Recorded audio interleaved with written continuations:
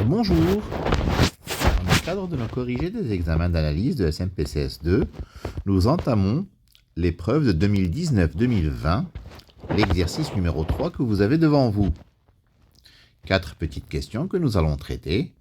Nous avons I qui est l'intégrale de 0 à plus l'infini de exponentielle moins x moins exponentielle moins 2x sur x dx. Une intégrale assez classique, nous allons montrer qu'elle converge. Donc elle a un problème en 0 et un problème en plus l'infini. Problème en 0. Par un développement limité élémentaire, e de moins x c'est 1 moins x plus petit o de x. E de moins 2x c'est 1 moins 2x plus petit o de x. Donc, e de moins x moins e de moins 2x sur x, c'est égal à 1 moins x plus petit o de x moins 1 moins 2x plus petit o de x sur x égale x plus petit o de x sur x égale 1 plus petit o de 1, quantité qui tend vers 1 lorsque x tend vers 0, parce que petit o de 1, c'est quelque chose qui tend vers 0. Par conséquent, donc, la fonction qui a x associe exponentielle moins x moins exponentielle moins 2x sur x est prolongeable par continuité en 0. Elle est prolongeable par continuité en 0. Donc l'intégrale de 0 à 1 de e de moins x moins e de moins 2x sur x dx est faussement impropre.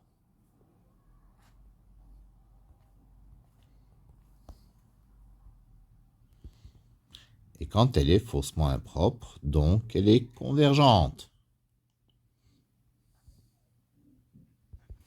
D'accord? En plus l'infini, nous allons procéder à un test de Riemann. La quantité e de moins x moins e de moins 2x sur x, elle est positive. Je fais la limite lorsque x tend vers plus l'infini de x carré facteur de e de moins x moins e de moins 2x sur x. C'est égal à la limite lorsque x tend vers plus l'infini de x e de moins x moins x e de moins 2x, c'est-à-dire 0.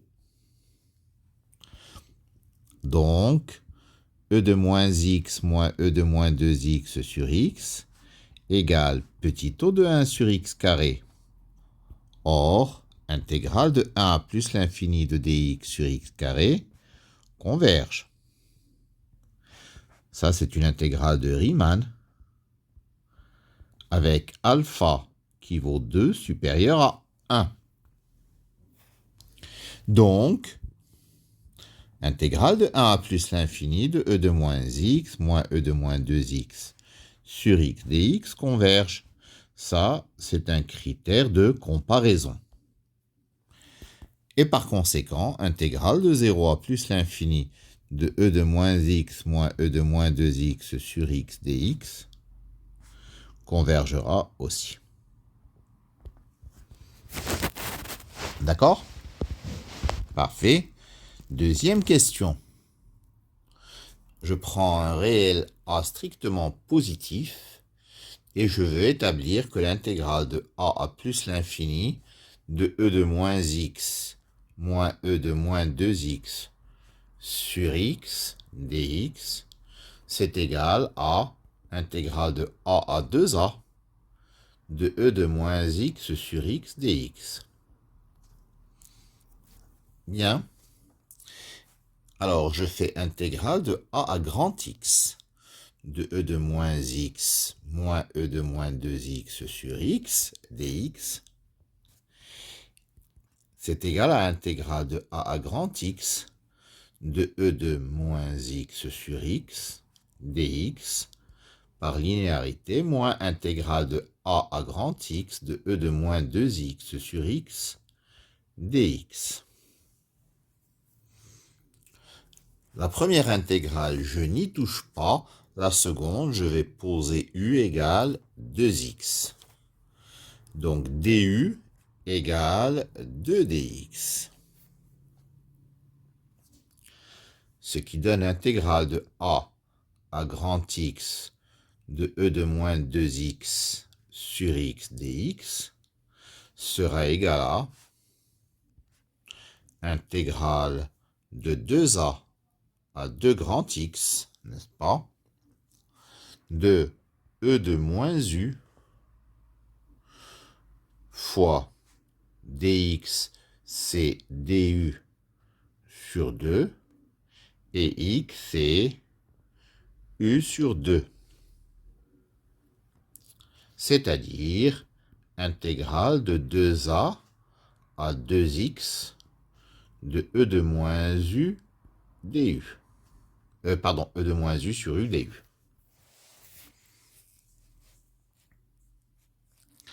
Bien, donc, finalement, intégrale de a à grand X de e de moins x moins e de moins 2x sur x dx est égale à intégrale de a à grand X de e de moins x sur x dx moins intégrale de 2a à 2 grand X de e de moins x sur x dx. Le petit x est bien sûr muet, c'est une variable d'intégration. Donc je peux remplacer le u par petit x. Quand je fais tendre grand X vers plus l'infini, donc l'intégrale, bien sûr, elle est convergente. Donc, j'obtiens intégrale de a à plus l'infini de e de moins x sur x dx moins intégrale de 2a plus l'infini, que je peux écrire intégrale de plus l'infini à 2a de e de moins x sur x dx. Et par la relation de Schall, j'obtiens que intégrale de a à plus l'infini de e de moins x moins e de moins 2x sur x dx est égale à intégrale de a à 2a de e de moins x sur x dx. En déduire la valeur de i. La valeur de i, je remplace, je fais tendre petit a vers 0, n'est-ce pas? Et donc, nous avons à calculer donc la valeur de i. Alors, comment va-t-on calculer donc cette intégrale? Donc, je vais chercher par conséquent, pour calculer i, la limite lorsque a tend vers 0 de intégrale de a à 2a de e de moins x sur x dx. Pour calculer cette intégrale, je vais trouver une petite astuce. Je vais faire un encadrement. Donc x, il est compris entre a et 2a. Donc e de moins x est compris entre e de moins 2a et e de moins a. Donc e de moins x sur x est compris entre e de moins 2a sur x et e de moins a sur x. Donc intégrale de a à 2a de e de moins x sur x dx est compris entre e de moins 2a fois intégrale de a à 2a de dx sur x et e de moins a fois intégrale de a à 2a de dx sur x. Or, intégrale de a à 2a de dx sur x, c'est ln de x à prendre entre a et 2a. c'est ln de 2a moins ln de a, c'est-à-dire ln de 2a sur a, c'est-à-dire ln de 2. Quand a tend vers 0, e de moins 2a tend vers 1 et e de moins a tend vers 1.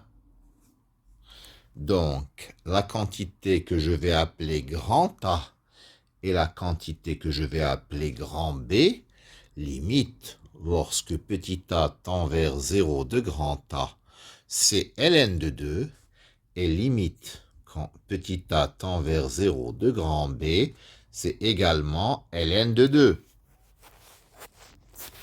Donc, la quantité du milieu, c'est-à-dire I, a pour limite, ou plutôt la limite lorsque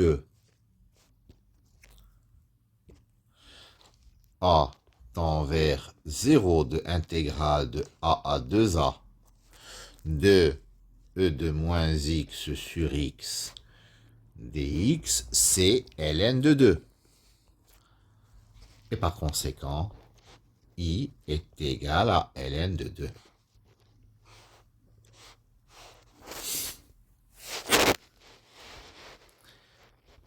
Quatrième et dernière question. Calculer intégrale de 0 à 1 de x moins 1 sur ln de x dx. On nous suggère de poser u, x égale e de moins t. Alors, lorsque on pose x égale e de moins t, dx c'est moins e de moins t dt. Donc, quand x vaut 0, t vaut plus l'infini, n'est-ce pas? Quand x vaut 1, t vaut 0. X c'est e de moins t moins 1 fois moins e de moins t sur ln de e de moins t, c'est t dt, n'est-ce pas? Donc, ça nous donne intégrale de 0 à plus l'infini de e de moins 2t moins e de moins t sur t dt. Il y a peut-être une petite faute. X c'est e de moins t, donc dx c'est moins e de moins t dt. X c'est e de moins t. Ah oui, voilà, c'est moins t ici, ce qui donne moins t. Voilà.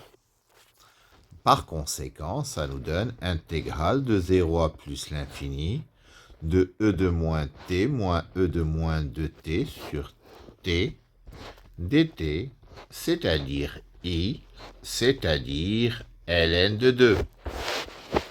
Et c'est terminé pour cet exercice numéro 3. Je vous remercie de votre attention.